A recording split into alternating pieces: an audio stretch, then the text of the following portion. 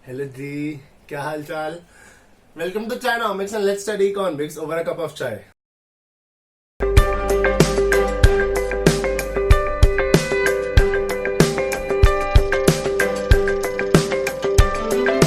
तो आज का जो टॉपिक हम करने वाले हैं that is the expenditure method.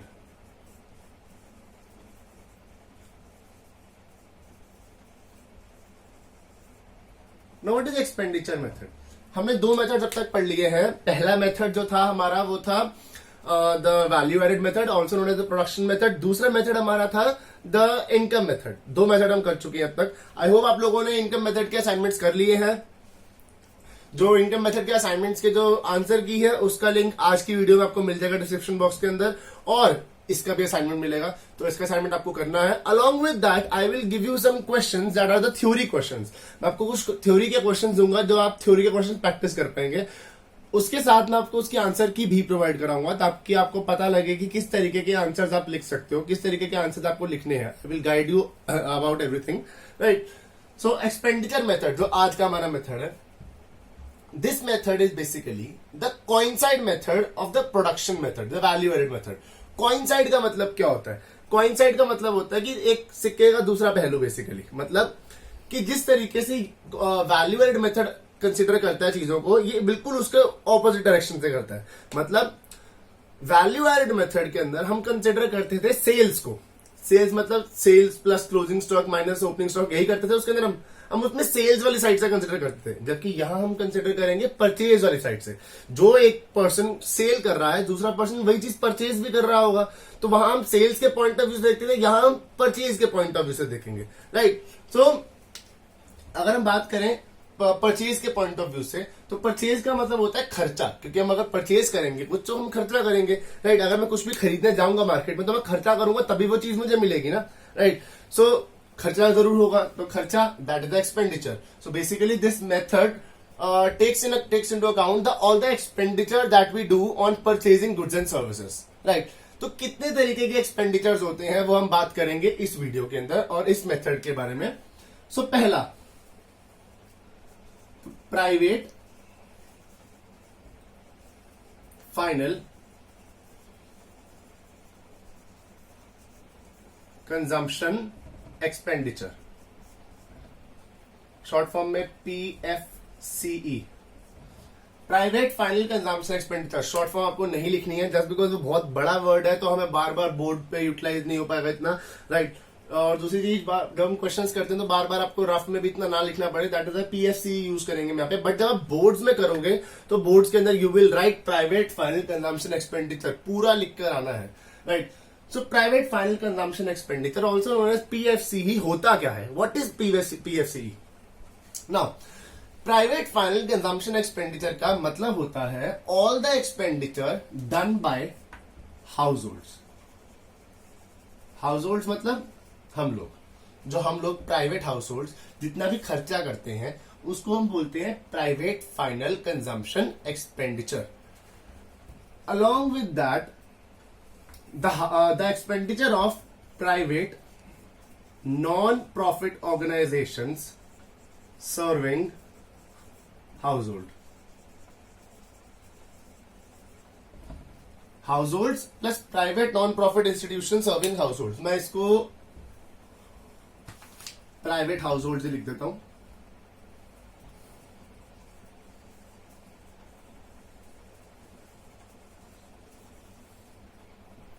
मतलब private household and private non profit organisation serving household, इसका मतलब क्या है? मतलब प्राइवेट हाउसहोल्ड का खर्चा। प्राइवेट हाउसहोल्ड का खर्चा किस तरीके का होता है? हम जितने भी खर्चे करते हैं, लाइक हम लोग गाड़ी खरीद रहे हैं, हम लोग ब्रेड बटर का खर्चा कर रहे हैं, हम लोग स्कूल की फीस पे कर रहे हैं, मेट्रो में ट्रैवल कर रहे हैं, वो खर्चा हो रहा है। मतलब किसी भी तरीके का खर्चा जो हम लोग कंजम्पशन पे करते हैं, गुड्स और सर्विसेज, हम कितने गुड्स कंज्यूम करते हैं, एंडलेस गुड्स एंड सर्विसेज हम लोग कंज्यूम करते हैं, राइट। घर में आटा, दूध, चीनी, ब्रेड, दही, दाल, कितना कुछ आता है, ठीक है। घर में फर्नीचर, बेड, ये सब चीजें आती हैं, ठीक है। हम बाहर जाते हैं, मेट्रो में ट्रैवल करते हैं, मेट्रो का खर्चा, हम लोग बस में ट्रैवल करते हैं, बस का खर्चा, स्कूल जाते हैं, स्कूल की फीस, ट्यूशन जाते हैं, ट्यूशन की फीस, कितनी चीजें आती हैं, गारमेंट्स खरीदते हैं, राइट, हम लोग गारमेंट शॉप पे जाते हैं, गारमेंट्स खरीद के लेकर आते हैं, कपड़े खरीदते हैं अपने लिए, उसका खर्चा, ठीक है जी, अपने शूज खरीदे उसका खर्चा, अपने अपने फोन के एयरपोर्ट्स खरीदे उसका खर्चा, कितने एंडलेस नंबर ऑफ चीजें हैं जो हम लोग खरीदते हैं, right, they are known as private household का खर्चा। जितना भी प्राइवेट हाउस होल्ड कंजम्पशन के ऊपर खर्चा कर रहे हैं, that is known as private final consumption expenditure, right. तो प्राइवेट हाउस होल्ड का खर्चा, along with that I have written private non profit organisation serving household, मतलब ऐसे प्राइवेट एनजीओज, ऐसे प्राइवेट एनपीओज जो कि हाउस होल्ड्स के लिए सर्व कर रहे हैं, हाउस होल्ड्स के लिए काम कर रहे हैं। बहुत सारे ऐसे प्राइवेट एनपीओज हैं जो कि हाउस होल्ड्स का मदद करते हैं। वो लोग जो जिनके पास रहने की जगह नहीं होती, लेट्स सपोज लाइक ऑर्फनेज हो गया, राइट, तो सीनियर सिटीजन के लिए जैसे ओल्ड एज होम हो गया, ऑर्फनेज हो गया, ये क्या है, ये प्राइवेट नॉन प्रॉफिट इंस्टीट्यूशंस है जो कि हाउस होल्ड्स को सर्व कर रहे हैं, तो उन लोगों की मदद कर रहे हैं, उनके ऊपर खर्चा कर रहे हैं। तो उनका खर्चा भी किसके अंदर आता है, प्राइवेट फाइनल कंजम्पशन एक्सपेंडिचर के अंदर ही आता है। जनरली ये टर्म आपको ऐसे ही मिलेगी, बट अगर नहीं होती है तो इन दोनों को ऐड करके आप प्राइवेट फाइनल कंजम्पशन एक्सपेंडिचर निकाल सकते हो। सो पहला खर्चा किसका, हाउस होल्ड्स का। जितना भी खर्चा हाउस होल्ड्स कर रहे हैं किसके ऊपर, गुड्स और सर्विसेज के ऊपर, वो क्या कहलाएगा, private final consumption expenditure. Is that clear? Second, अगला खर्चा government final consumption expenditure, GFCE. Now what is government final consumption expenditure? This is the kharcha done by the government on goods and services for households obviously. Government खर्चा करती है households के ऊपर, like street lighting, right, और आपके parks हो गए, आपके पास गवर्नमेंट कॉलेजेस हैं, गवर्नमेंट स्कूल्स हैं, गवर्नमेंट हॉस्पिटल्स हैं, डिस्पेंसरीज हैं, राइट, ये सब खर्चा गवर्नमेंट कर रही है। रोड्स पे खर्चा करती है गवर्नमेंट। स्ट्रीट लाइटिंग जो हम अगर गलियों में देखते हैं, हमारी लाइट जो लगी है वो गवर्नमेंट ने लगाई है, क्या गवर्नमेंट उनसे पैसे ले रही है, हमसे उसके लिए पैसे ले रही है, नहीं ले रही है, राइट। तो कोई भी खर्चा जो गवर्नमेंट हमारे लिए कर रही है, that is government final consumption expenditure. आप तोड़ तोड़ के भी इसको देख सकते हो। फाइनल कंजम्पशन मतलब फाइनल गुड्स एंड सर्विस की कंजम्पशन कौन कर रहा है, गवर्नमेंट कर रहा है, राइट, गवर्नमेंट कर रही है। कैसे, क्या चीज है वो, खर्चा।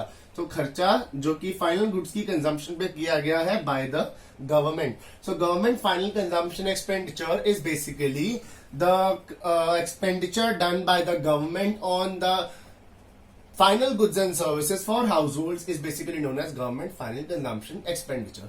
Is that clear? Moving forward, gross domestic, I hope आप लोगों ने ये वर्ड, ये लाइन पढ़ी हुई है, ये वाली टॉपिक लास्ट वीडियो में हमने पढ़ा था, ये वाला ग्रॉस डोमेस्टिक कैपिटल फॉर्मेशन। क्या होता है ये, इन्वेस्टमेंट, GDCF,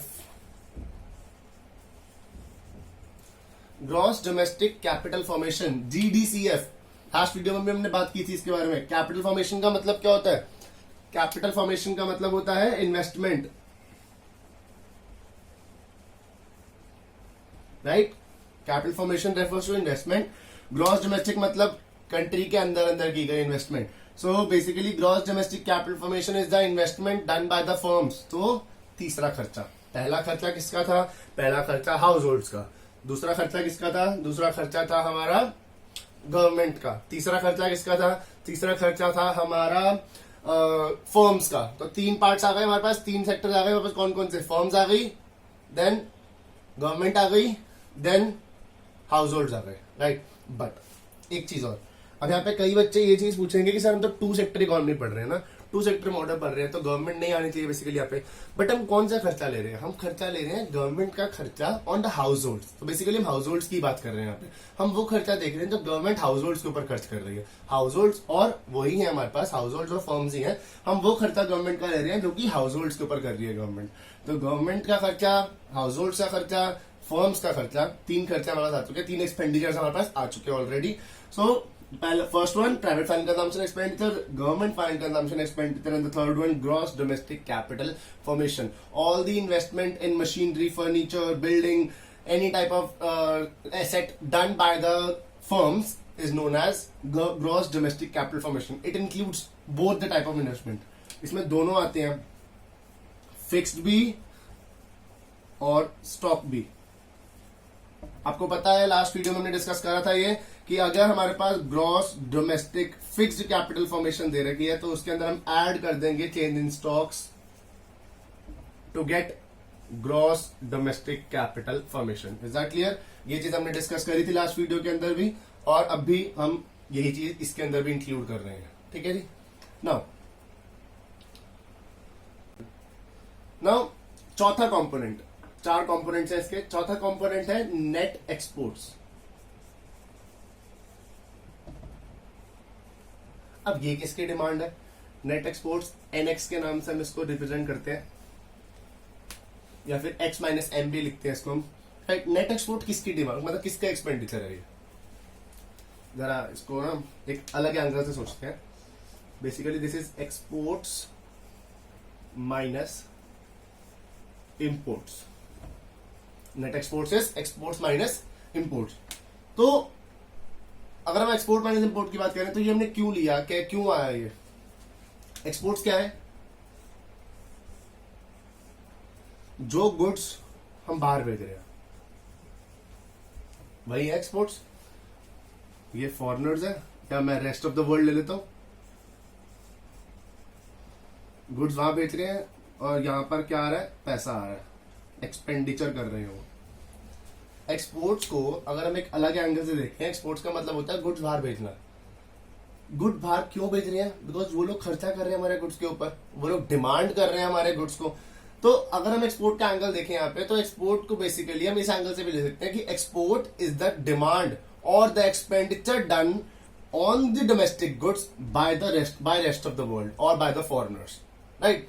हम किसकी डिमांड ले रहे हैं, हम किस पे खर्चा ले रहे हैं? Domestically produce goods. Right? Domestic territory के अंदर जो गुड्स प्रोड्यूस हो रहे हैं हम उसके ऊपर खर्चा ले रहे हैं। तो हमारी डोमेस्टिक टेरिटरी के अंदर जो गुड्स प्रोड्यूस हो रहे हैं और बाहर भी तो जा रहे हैं ना, बाहर भी तो वो जा रहे हैं। सो अगर मैं बात करूं कि हमारी डोमेस्टिक टेरिटरी के अंदर जो गुड प्रोड्यूस हो रहे हैं, जब वो बाहर जाते हैं तो वो क्या कहला रहे हैं? एक्सपोर्ट्स। मतलब वो एक्सपेंडिचर जो हमारे गुड्स के ऊपर किया जा रहा है by rest of the world. Right? और इंपोर्ट्स क्या होते हैं? इंपोर्ट्स मतलब कि रेस्ट ऑफ द वर्ल्ड से गुड्स आ रहे हैं और हम वहां पे खर्चा कर रहे हैं, हम पैसा दे रहे हैं। राइट? अब एक क्वेश्चन आता है छोटा सा, कि क्वेश्चन ये आता है कि सर हमने तो एक्सपोर्ट चाहिए, हमें तो अपनी कंट्री के अंदर जो हमने गुड्स प्रोड्यूस किए उसकी वैल्यू चाहिए, तो हमें इंपोर्ट्स चाहिए ही नहीं है, तो हम इंपोर्ट्स को माइनस भी क्यों कर रहे हैं? लिख ही क्यों रहे हैं यहाँ पे इंपोर्ट्स को? सिर्फ एक्सपोर्ट्स ही लिख दो। राइट? मतलब हमें तो वो गुड्स चाहिए ना बेसिकली जो हमारी कंट्री के अंदर प्रोड्यूस हुए, तो इंपोर्ट्स को माइनस करने की जरूरत भी क्या है? इंपोर्ट्स को माइनस कर भी क्यों रहे हैं हम ऑलरेडी यहाँ पे? राइट? तो जरूरत क्या है? तो जरूरत ये है बच्चे कि अगर हम बात करते हैं प्राइवेट फाइनल कंजम्पशन एक्सपेंडिचर की, गवर्नमेंट फाइनल कंजम्पशन एक्सपेंडिचर की और ग्रॉस डोमेस्टिक कैपिटल फॉर्मेशन की, अगर मैं इन तीनों की बात करूं तो इन तीनों के अंदर कहीं ना कहीं इंपोर्ट्स इंक्लूड होते हैं। हाउस होल्ड्स भी इंपोर्ट करते हैं, गवर्नमेंट भी इंपोर्ट करती है और फर्म्स भी इंपोर्ट करते हैं, तीनों इंपोर्ट करती हैं। राइट? बट हम ले रहे हैं कंट्री के अंदर की प्रोडक्शन, तो हमें इंपोर्ट्स वहां नहीं लेने हैं। तो तीनों में से अलग अलग जगह पे इंपोर्ट माइनस करने की जगह हम एक ही बारी में इंपोर्ट्स टोटल यहाँ पे माइनस कर देते हैं। अब बताओ, अगर एक बात पूछता हूं आप लोगों से कि मैं इंपोर्ट्स में से पहले हाउस होल्ड्स का इंपोर्ट्स अलग निकालूं, गवर्नमेंट के इंपोर्ट्स अलग निकालूं, ठीक है, फर्म्स के इंपोर्ट्स अलग निकालूं और तीनों में से अलग अलग माइनस करूं, या फिर मेरे पास तो इंपोर्ट की टोटल वैल्यू है, मैं एक ही बारी में इंपोर्ट्स ऐसे माइनस कर दूं गुड्स एंड सर्विसेज के जितने भी इंपोर्ट्स हो रहे हैं, तो obviously this is much better. So imports हम क्यों माइनस करते हैं? इंपोर्ट्स माइनस करने का रीजन ये होता है कि ऑलरेडी इंपोर्ट्स तीनों कंपोनेंट्स में इंक्लूड हो चुके हैं, बट हमें सिर्फ डोमेस्टिकली प्रोड्यूस गुड्स की वैल्यू चाहिए। सो दैट इज वाई हम इंपोर्ट्स को यहाँ पे लेते नहीं है, हम इंपोर्ट्स को क्या कर देते हैं? यहाँ से माइनस कर देते हैं। So after subtracting imports from the value of exports what we get is net exports. तो जो हमें एंड में वैल्यू मिलती है वो क्या कहलाती है? Net exports. ठीक है जी। सो adding up private final consumption expenditure, government final consumption expenditure, gross domestic capital formation and net exports, we get what? क्या मिलेगा? कौन सा एग्रीगेट मिलेगा यहाँ पे? मैंने अभी बताया था कि ये कोइंसाइड मेथड है वैल्यू एडेड का। वैल्यू एडेड में क्या आता था? जीवीएमपी। वैल्यू एडेड में हमें जीवीएमपी मिलता था, और जीवीएमपी किसके बराबर था? ऑब्वियसली जीडीपीएमपी के। राइट? एक और रीजन देता हूं, हम यहाँ पे ले रहे हैं डोमेस्टिकली प्रोड्यूस गुड्स की वैल्यू। डोमेस्टिकली प्रोड्यूस मतलब जो डोमेस्टिक टेरिटरी के अंदर प्रोड्यूस कर रहे हैं, राइट। ऑब्वियसली जब हम डोमेस्टिक टेरिटरी के अंदर प्रोड्यूस करते हैं, जब हम खर्चा करते हैं किसी गुड को खरीदने के लिए, जब हम खरीदते हैं गुड को तो हम उसके मार्केट प्राइस पे खरीदते हैं, राइट। सो बेसिकली यहाँ पे हम बात कर रहे हैं about the gross domestic product at market price. तो जब हम ऐड करेंगे इन चारों को तो हमें क्या मिलेगा, GDP at MP, gross domestic product at market price. Clear to you all? तो नाउ जीडीपी से हमें क्या निकालना होता है बच्चे, हमेशा नेशनल इनकम। हम हमेशा नेशनल इनकम की बात करते हैं, एनएनपीएफसी की, राइट। सो एनएनपीएफसी निकालना है हमें। एनएनपीएफसी कैसे निकलेगा जीडीपी एमपी से? आता है हम लोगों को निकालना ग्रॉस से नेट माइनस डेप्रिसिएशन, डोमेस्टिक से नेशनल, डोमेस्टिक से नेशनल पे जाने के लिए क्या करते हैं, प्लस एनएफआईए, और एमपी से FC minus net IT. So this is how you calculate national income from expenditure method, national income by expenditure method, adding PFCE, GFCE, GDCF and net exports, that is export minus imports, and this gives you GDP MP. Then by doing all this, minus subtracting depreciation, adding NFIE and subtracting in net IT, you get national income. किसी भी aggregate पे जाना, आप लोगों को एक aggregate से दूसरे एग्रीगेट पे जाना आता है, और जैसे वैल्यू एडेड में जीवीएमपी निकलता था, इनकम मेथड में एनडीपीएफसी निकलता था, इस मेथड में सबसे पहले क्या निकलेगा, जीडीपी एमपी। एग्जैक्टली है। सो अब हम करते हैं इस मेथड का एक क्वेश्चन, और क्वेश्चन से समझेंगे कि कैसे इसके क्वेश्चन सॉल्व किए जाते हैं। एग्जैक्टली है। क्वेश्चन आप लोगों की स्क्रीन के ऊपर है, you can see the question. Question क्या कह रहा है जरा देखते हैं। हमें कैलकुलेट करना है जीएनपीएफसी। जीएनपीएफसी कैलकुलेट करना है हमें क्वेश्चन के अंदर। गिवन क्या क्या है, गिवन है gross domestic capital formation, gross investment, right. Then you have been given change in stocks, net domestic capital formation given है आपको, net factor income from abroad given है, एक्सपोर्ट्स गिवन है, इंपोर्ट्स गिवन है, private final consumption expenditure given है आपको, then government final consumption expenditure given है आपको, net indirect taxes given है, और लास्ट में compensation of employees. Compensation employees का हमें कोई नीड नहीं है यहाँ पे, just because compensation of employees जो है हम लोग नहीं यूज करते हैं, वो हमारा इनकम मेथड का है, तो यहाँ हमें उसकी कोई नीड नहीं है, राइट। सो जो नीड की चीजें हैं उसको हम यूज करेंगे और निकालेंगे जीएनपीएफसी। तो जीएनपीएफसी निकालने के लिए सबसे पहला स्टेप जो हमें करना है यहाँ पे, वो जीडीपीएमपी ही निकालना है। जीडीपीएमपी का फॉर्मूला वर्टिकल फॉर्मेट में कर रहा हूं मैं question. Private final consumption expenditure कितना गिवन है, प्राइवेट फाइनल कंजम्पशन एक्सपेंडिचर आप लोगों को, और it is given to you as 1000। Then government final consumption expenditure, how much it is, government final consumption expenditure is given to you as 450। Then gross domestic capital formation GDCF कितना है, gross domestic capital formation generally आपके पास 330। Net domestic capital formation भी given है, but हमें नहीं चाहिए, हमें कोई नीड नहीं है उसकी, तो will just let it be, ignore it. Then plus net exports. Net exports अगर डायरेक्टली गिवन है तो डायरेक्टली ले सकते हैं, नहीं गिवन डायरेक्टली तो एक्सपोर्ट्स माइनस इंपोर्ट्स। मैं बार बार बोल रहा हूं, मैं शॉर्ट फॉर्म लिख रहा हूं, आप लोग शॉर्ट फॉर्म नहीं लिखोगे, आपको पूरा लिखना है अपने एग्जाम के अंदर, पूरा का पूरा लिख के आना है, नहीं तो आपको उसके मार्क्स नहीं मिलेंगे। Then exports minus imports. Exports कितने हैं आपके, एक्सपोर्ट्स है 30 और इंपोर्ट्स है 60, that is -30।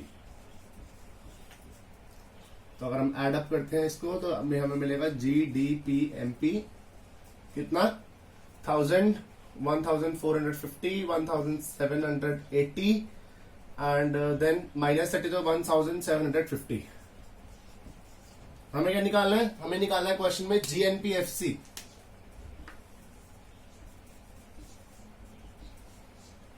Gross gross same, domestic national plus NFIA, MPFC minus net IT. Yes. NFIA, net factor income from abroad, that is -20. Net IT, that is 60.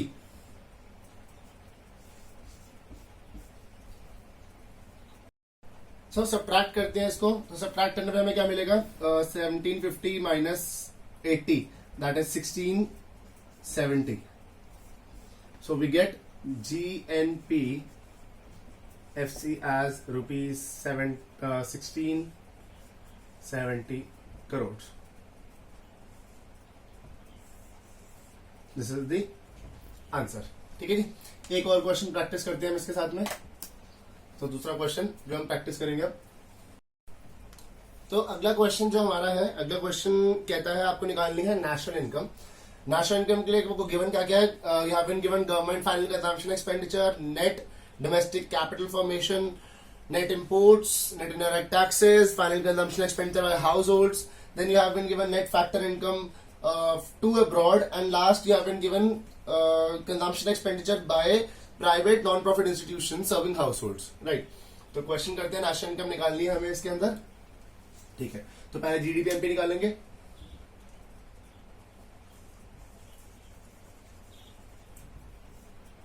PFCE, private final consumption expenditure. अब private final consumption expenditure आपको question में direct नहीं given है.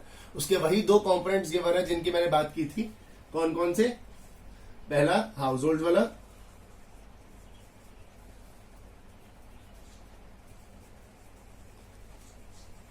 और दूसरा वो NPO वाला. सो house hold की वैल्यू कितने गिवन है? 3000, और नॉन प्रॉफिट इंस्टीट्यूशंस की 1000. तो टोटल पीएफसी कितना आ गया हमारे पास? 4000. Done. Add GFCE, government final consumption expenditure, given to as 2000. Then gross domestic capital formation. अब ये चीज बच्चे थोड़ी सी समझने वाली है. ग्रॉस डोमेस्टिक कैपिटल फॉर्मेशन आपको क्वेश्चन में नहीं गिवन है, आपको गिवन है net domestic capital formation. So जितना आपको पता है कि अगर आपको नेट डोमेस्टिक कैपिटल फॉर्मेशन से ग्रॉस निकालनी है, सो आपको ऐड करने पड़ेगी यहाँ पे डेप्रिसिएशन. बट अगर आप क्वेश्चन को दोबारा से देखें तो क्वेश्चन के अंदर डेप्रिसिएशन नहीं गिवन, और ना ही कुछ भी ऐसा कंपोनेंट गिवन है जहां से आप डेप्रिसिएशन निकाल सको. सो कैसे करोगे इस क्वेश्चन को आप? तो इस क्वेश्चन को करने के लिए एक छोटी सी और ट्रिक है हमारे पास. क्या? कि अगर हम ग्रॉस डोमेस्टिक कैपिटल फॉर्मेशन की जगह यहां पर हम नेट डोमेस्टिक कैपिटल फॉर्मेशन को ही एग्जैक्टली मतलब एज इट इज यूज करेंगे. अगर क्वेश्चन में आपको net domestic capital formation given हो और डेप्रिसिएशन निकालने का कोई भी सोर्स ना हो, तो आप डायरेक्टली किसको यूज करोगे? नेट डोमेस्टिक कैपिटल फॉर्मेशन को. तो क्वेश्चन में फर्क क्या है, मतलब आंसर में फर्क क्या आएगा? फर्क ये आएगा आंसर के अंदर कि जब आप एंड में, जब हम इसको ऐड करते हैं सबको, इसमें जब हम नेट एक्सपोर्ट्स को भी ऐड कर देंगे, तो हमें जीडीपीएमपी मिलता था. हमें जीडीपीएमपी ना मिलके यहाँ पे क्या मिलेगा? एनडीपीएमपी. मतलब अगर हम यहाँ पे नेट डोमेस्टिक ले रहे हैं तो यहाँ पे एनडीपीएमपी मिलेगा, अगर यहाँ पे ग्रॉस डोमेस्टिक ले रहे हैं तो यहाँ पे जीडीपीएमपी मिलेगा. और हमें निकालना क्या है? हमने निकालनी है नेशनल इनकम. नेशनल इनकम क्या होती है? एनएनपीएफसी. तो नेट से हमें नेट पे जाना है, सेम का सेम ही है, तो इसलिए कोई चेंज करने की जरूरत तो पड़ेगी नहीं. मतलब डेप्रिसिएशन की कोई रिक्वायरमेंट इस क्वेश्चन में हमें नहीं पड़ने वाली है. So net domestic capital formation की वैल्यू कितनी गिवन है आपको? 600 I guess. Yes, 600 value given है आपको उसकी. नेट एक्सपोर्ट्स, अगेन एक और सब चीज, नेट एक्सपोर्ट्स आपको एक्सपोर्ट्स नहीं गिवन, नेट एक्सपोर्ट्स नहीं गिवन, नेट इंपोर्ट गिवन है. तो ये चीज प्लीज नोट करके लिख लीजिए आप यहाँ पे कि whenever in the question net imports are given, you just have to change the sign and use in the place of net exports. मतलब आपको अगर क्वेश्चन में नेट इंपोर्ट्स गिवन है नेट एक्सपोर्ट्स की जगह पे, तो आपको कुछ नहीं करना, वहां पे वही वैल्यू यूज करनी है आपको, बस आपको साइन चेंज कर देने हैं. नेट एक्सपोर्ट क्या होता है? नेट एक्सपोर्ट होता है एक्सपोर्ट माइनस इंपोर्ट. वही नेट इंपोर्ट्स होते हैं इंपोर्ट्स माइनस एक्सपोर्ट. अगर हम साइन चेंज करेंगे तो वो एक्सपोर्ट माइनस इंपोर्ट बन जाएगा फिर से. राइट? तो दैट इज वाई अगर आपको क्वेश्चन में नेट इंपोर्ट गिवन है तो बस साइन चेंज करो और यूज करो. नेट इंपोर्ट्स आपको गिवन है -60, तो नेट एक्सपोर्ट्स कितने हो जाएंगे? +60. That's it. इतना ही करना है आपको और कुछ नहीं करना है. ठीक है जी. तो ऐड करते हैं इसको. तो 4 to 6000, 6660. ये क्या आया? एनडीपीएमपी. नाउ हमें क्या निकालना है? हमें निकालना है एनएनपी एट एफसी. ठीक है. नेट से नेट कुछ नहीं करना, डेप्रिसिएशन की नीड नहीं पड़ी हमें. डोमेस्टिक से नेशनल क्या करते हैं? डोमेस्टिक से नेशनल के लिए प्लस NFIA, एमपी से FC minus net IT. Yes so NFI net factor income from abroad, हमें क्वेश्चन में गिवन है net factor income to abroad. ये कंसेप्ट भी मैं पहले बता चुका हूं कि अगर क्वेश्चन में net factor income from abroad की जगह टू अब्रॉड गिवन हो तो जस्ट लाइक हमने इंपोर्ट के साथ किया, आपको बस साइन चेंज कर देना है। हमें चाहिए क्वेश्चन में net factor income from abroad, given है net factor income to abroad, तो हमें क्या करना है, बस साइन को चेंज करना है। Net factor income from abroad given है, टू अब्रॉड गिवन है कितनी, 60, राइट। तो हम यहाँ पे क्या लेंगे, -60, ठीक है। हमें क्वेश्चन में गिवन है 60 + 60, बट वो 2 वाला गिवन है, net factor income to abroad given है, तो हमें यहाँ पे फ्रॉम अब्रॉड चाहिए, तो फ्रॉम करने के लिए उसका साइन चेंज कर दो बस, ठीक है जी। देन नेट आईटी कितने गिवन है, 200, तो -200, so how much it is 66 60 with 60 क्या 600 -2 6400, right? So basically your NNPFC is rupees 6400 crores. Clear to all? Hope this is clear to you. So this is how you do expenditure method. So now आपको expenditure method में क्या करना है, expenditure method का assignment आपको given है, expenditure method का assignment आपको सॉल्व करना है, उसको मैं आपको साथ में आपके इनकम मेथड के जो असाइनमेंट था उसकी आपको जो आंसर की है वो भी मिल जाएगी आपको डिस्क्रिप्शन बॉक्स के अंदर साथ में। और असाइनमेंट जब आप इसका सॉल्व करोगे तो आपको कोई भी डाउट अगर आ रहा है तो कमेंट बॉक्स के अंदर आप पूछ सकते हैं, कोई भी दिक्कत हो फेसबुक इंस्टा कहीं भी पूछ सकते हो, right. You are free to ask, कोई भी डाउट है अगर आपका, I am there to tell you. Then channel को प्लीज सब्सक्राइब कीजिए, जिन्होंने अब तक नहीं किया है लाइक बटन प्रेस कीजिए, लाइक कीजिए वीडियो को, शेयर कीजिए वीडियो को और कमेंट कीजिए जो भी डाउट है। अगर वीडियो कैसी लग रही है, कोई सजेशन है वीडियो के लिए आपको, you can comment, right. So we'll keep studying over a cup of चाय।